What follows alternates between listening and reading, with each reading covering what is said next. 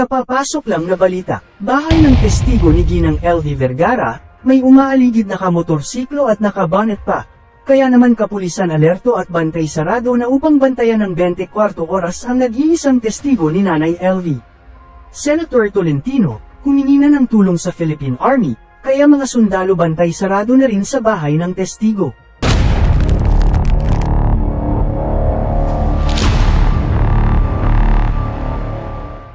Isang kagimbal-gimbal na balita nga para kay Nanay LV nang malaman na kanyang nag-iisang testigo ay nakakaramdam na umano'y banta sa buhay. Ayon sa mga netizen, dapat ilagay na sa Witness Protection Program yung testigo at ilipat ng bahay na hindi matagpuan ng may balak na masama. Lagi ko pong inaabangan ang case ni Nay LV mga sir, nakakagigil tong mga amo, dapat nang makulong, walang puso. Yang mag-asawang Ruiz ang nagbayad para itumbay ang testigo, baka may alam din yung babaeng pulis dyan. Alam kasi ng mga Ruiz mabubulok sila sa kulungan kasama ang anak nila, kaya handa talaga ang mga yan pumatay. Magsinungaling kasi wala silang kaluluwa ng mga yan, kung hindi ba naman ay hindi sana nila kayang tratuhin na hayop si Ate LV. Ruiz, Kopol, again, your witnesses. Yeah. Okay, ito mga lawyers nito, do you belong to one law firm? What law firm is this? We belong to AAC law firm, Your Honor. Amuga Oruga & Co. It's a law firm based in Quezon City, Your Honor. Who hired you? Your Honor? Who hired you? I was hired, Your Honor. My firm was hired, Your Honor, by the Ruiz family, Your Honor, specifically Franz and Pablo Ruiz. Who is paying for your legal services? They have already paid for our acceptance fee, Your Honor, although I may have to state it on record, Your Honor, that considering that we are technically kababayans, Your Honor, we've given them some leeway with respect to our fees, Your Honor. Alright. Ginang Franz, kaharap mo ngayon si Aling LV. Sinaktan mo ba siya o hindi? Pwede ba tanggalin mo yung face mask mo? Hindi na ako magpapaligoy-ligoy pa. Good morning po, Your Honor. Hindi po. Saan ang galing yung mga sugat niya? Yung mga sugat niya po, yung tamad po siya maligo. Minsan inaabot ng apat na araw, 5 araw siya maligo. Tapos po, yung mga sugat-sugat po niya na yan, nakakamot niya po. Ibig mo sabihin, yung pagkabulag niya, na nakita niyo sa x-ray, yung kanyang bungo, na deformed na yung kanyang ilong, dahil sa pangkamot, dahil sa pangangamot niya? Hindi po. Oh. Yung po yung pag-aaway nila magkakasama daw doon sa likod. Yung late ko na rin po nalaman, Your Honor, na nag-aaway-aaway pala sila sa likod kapag halimbawa magkakasama na po sila. Meron, Aling LV, meron ba kayong kaaway doon? Wala po akong kaaway doon. Wala ho kayong kaaway? Opo. Ang sinasabi kasi ng amo mong babae, na si Ginang Franz, yung sanhi ng sugat mo ay dahil sa pangangamot mo raw. Hindi po yung totoo. At nag-aaway-aaway daw kayo nung magkakasama doon? Mga kasamahan mo doon? Hindi po. Your Honor, yun po yung at LB, alam mo yun, nung ginamit mo yung gamit ni GM at saka pinasok mo sa kwarto kaya sinuntok niya yung kilid ng kaliwang mata mo. Alin? Tiga at LB, alam mo po yun? You address the chair, okay?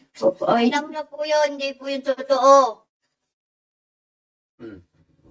Ikinakaila ni Aling LV yung sinasabi mo, Franz. Totoo po, Your Honor, na yung kasamahan niya po ang nagsuntok sa kanya ng kanyang mata na kaliwang mata niya. Gawa po ng pinakalaman niya yung brief ng kasamahan niya, tapos ginamit niya po yung mga gamit niya, at saka ginawang basahan yung mga damit. Tapos, Your Honor, sabi nung boy namin na isa na yun, pinasok niya daw po siya sa kwarto. Wala din po kami alam, Your Honor, kasi po, gabi na po yun, nakasara na po kami, doon po kami sa kabilang kwarto nakatira. Sila po, magkakasama, 3 kwarto po. Paano siya nabulag? Nung pumasok po sa amin ng Ate LB, 2019, August 10, 2019, birthday po ng kapatid ko, pumunta sa amin ng Ate LB. Tapos po, nung August 11, nagsabi po sa akin ng Ate LB, pwede ka akong pumasok, sabi ng gano'n, kasi wala akong matuluyan. Dahil sabi niya ng gano'n, sa amin, hindi ako pinapakain hanggat hindi ako nagtitinda ng buko juice. Bakit ka kung wala kang pamilya? Sabi sa akin, sabi niya po sa akin. Di sabi ko po sa Ate LB, sige Ate LB, kung halimbawa wala kang mauwian, ikaw, sabi ko, pero subukan ko muna kung saan ka marunong, kako po. Tapos, Your Ang Honor, tinatanong ko, Ginang Franz, paano siya nabulag? Huwag ka na magpaligoy-ligoy pa, sagutin mo lang akong nung diretsyo. pagpasok niya po sa amin, medyo may puti na po yung gilid ng kanyang mata. Yung mga gilid na po yung mata. Pagpasok, nakita niyo yung picture niya? Yung bagong pasok siya? Nung may klipa yung buhok ni Aling LV? Your Honor, hindi naman po yan ang itsura ng Ate LB nung pumasok sa amin, Your Honor. Can we show that again, technical? Ayan. Buong-buo ang mata. Your Honor, ito po ang picture ng Ate LB nung pumasok sa amin. Hindi. Aling LV? Ay, hindi niya makikita pala yan. Pwede natin tanongin, nung pumasok ka noong 2017, nakakita ka pa, dalawang mata? Opo, malinaw na malinaw po ang mata ko. So, kailan ka nabulag yung kaliwa? Yung kaliwa ko po dahil sa kanila, sa pagsusuntok po nila. Yung kanang mata, kailan nabulag? Nauna yung kaliwa, tapos sunod yung kanan? Opo. Kasi ang sinasabi ni Mrs. Garcia Ruiz, Franz Garcia Ruiz, medyo maputi-puti na raw yung mata mo nung pumasok ka sa kanila. Hindi po totoo yun. So, nakakita ka pa noon? Opo.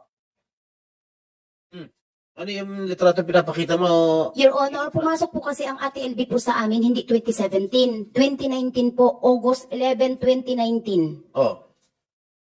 Ito po ang itsura ng Ate LB nung pumasok po sa amin, Your Honor. Kailan siya pumasok sa kanila? 2017. 2017. Oh. At Your Honor, ang 2017 po nasa Barangay 6 kami, ang 2019 po nasa Barangay 7 po kami. Pero kanina, sinabi ni Ma'am Lisa na nakita raw niya, yung litrato ito, yun ang daw unang pagkikita nila ni Manang LB. Siguro maayos pa, nakakita pa. Opo, Sinabi ni Ma'am Lisa under oath kanina. opo. Ibig sabihin na opo. Ang itsura po ng Ate LB nung pumasok sa amin, yung mata niya po, medyo may puti-puti na po yung gilid ng mata niya. Ngayon po, kaya po nagkaroon siguro ng damage dito sa gilid ng kanyang kaliwang mata. Gawa po nung pag-aaway nila nung isang boy namin. Late ko na rin din po nalaman na ganun nga po. Pero nakita ko nung pinag-usap po silang dalawa, ba't ka ako may ganyan ka, Ate LB? Nag-away po kami, sinuntok po ako ni GM, sabi niya po. Gano'n raw siya kadalas suntukin ni JM? Hindi ko naman po sila, Your Honor, nababantayan kasi doon lang po ako sa unahan na nagtitinda. Assuming totoo yung sinasabi mo, o anong ginawa mo bilang amo? Pinagharap ko po silang dalawa, bakit mukha ko sinuntok ang Ate LB? Sabi niya po, paano ate, ginamit niya lahat ng gamit ko. Pag uwi ko dito, lahat ng damit ko, ginawa niyang basahan. Sabi, hindi lang po yan ate, hindi lang ako nagsasabi sa inyo, pinapasok niya rin ako sa kwarto. Tinadyakan ko pa nga yan, pinasok ako sa kwarto. Ba't ngayon ko lang kako nalalaman yan? Ano Ate LB, ang masasabi mo dyan? Ay, sorry, GM, sabi niya, hindi ko na ulitin. O ikaw, ano naman ginawa, ba't ginanon mo naman sinuntok? Sabi ko po, Your Honor, dapat hindi mo ako sinaktan ng Ate LB. Sabi ko po, Ate LB, sorry, naghingi po siya ng sorry sa Ate LB.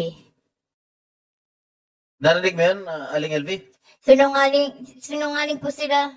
Hindi po yan totoo, sinungaling. Anong totoo? Totoo po, sinusuntok po ako. Ni JM? Opo. Pati si JM? Opo. Pati si JM? Ate po yan si Ate Franz. Teka muna, Senator Estrada. Ano ba ang sinasabi mo kaya? JM o GM? Yung GM ba? General Manager o yung JM? Ano ba yan? Si GM po yung boy namin yun. JM, yung boy. Sinuntok ka rin? Opo, parehas po sila ng amo kong babae. Bakit ka sinusuntok ng JM? Utos po ng amo ko. Your Honor, hindi po totoo yun. Kasi si GM po, may gusto po siya kay GM. Sa katunayan nga po, pati yung bubong po namin, sinunog ng Ate LB dahil nagsisilo siya tong sa isang tindira po namin. Alam mo, Aling Franz, sana huwag ka nang gumawa ng kwento. Gumagawa ka lang yata. Your Honor, yun po yung totoo. Hindi po ako pwede magsinungaling sa inyo. Kung Ibig gusto mo sabihin, yung kanyang itsura ngayon, bulag, nakita mo naman yung kanyang x-ray o MRI na talagang maraming na-deform sa kanyang katawan o sa kanyang muka.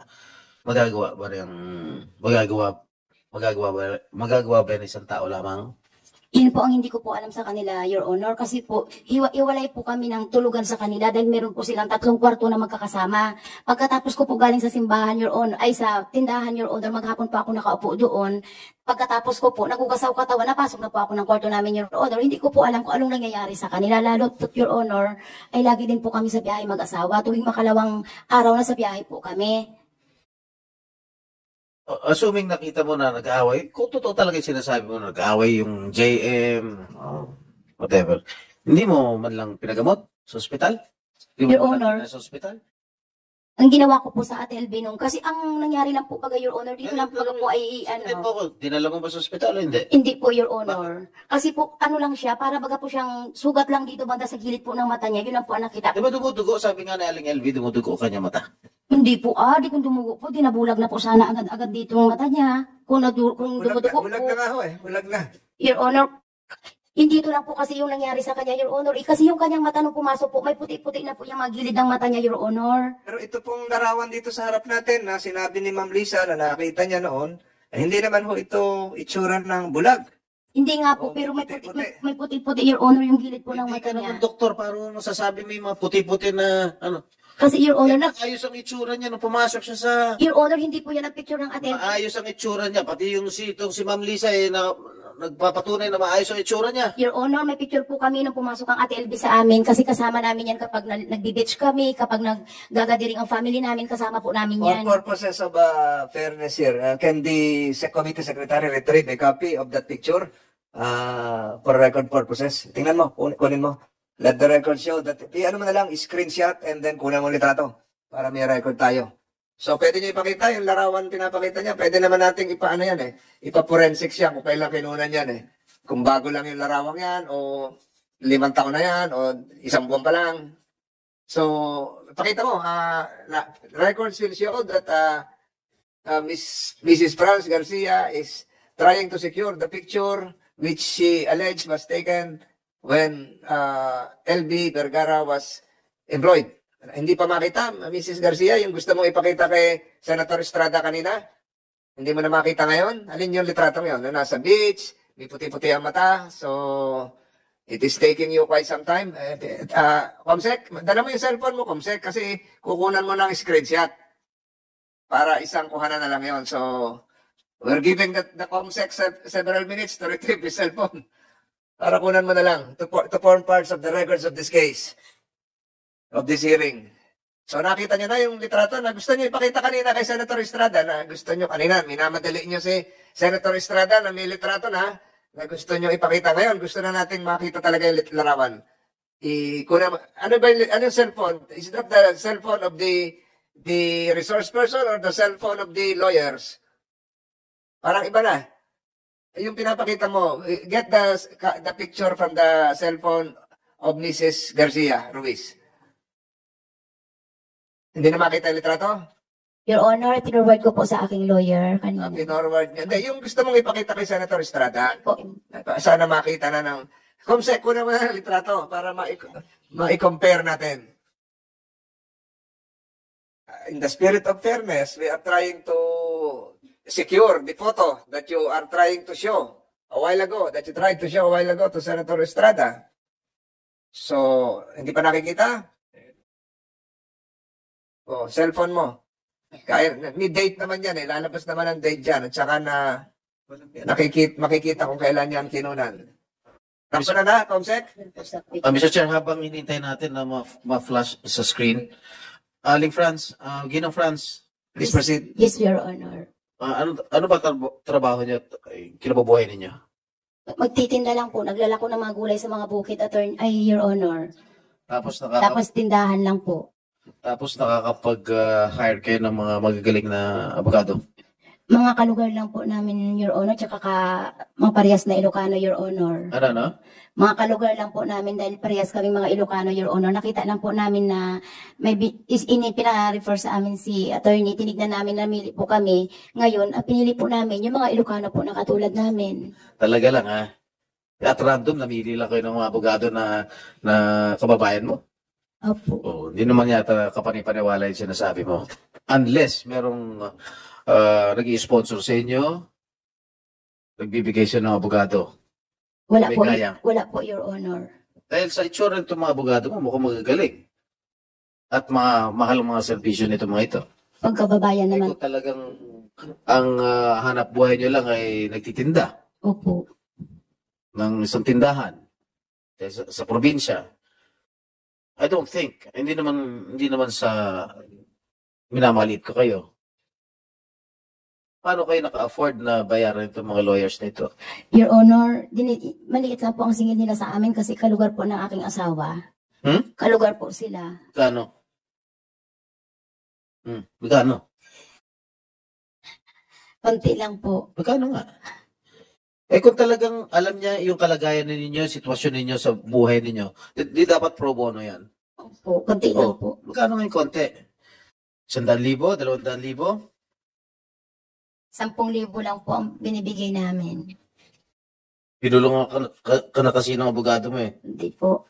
Yung po ang totoo. Okay. Ito yung ano? Aling Tasing.